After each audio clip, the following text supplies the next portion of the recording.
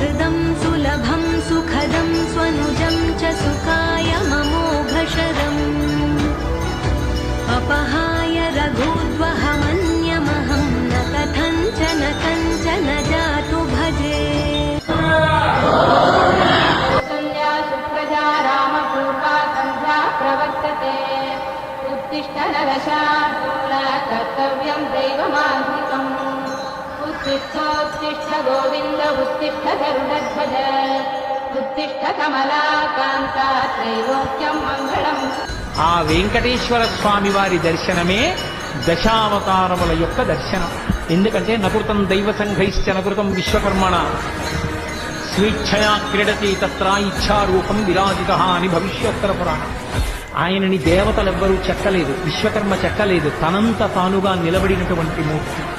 అటువంటి మహానుభావుడు ఏ చేతితో దశావతారాలలో ఉద్ధరించాడో ఆ స్వామి దర్శనమే దశావతార దర్శనం.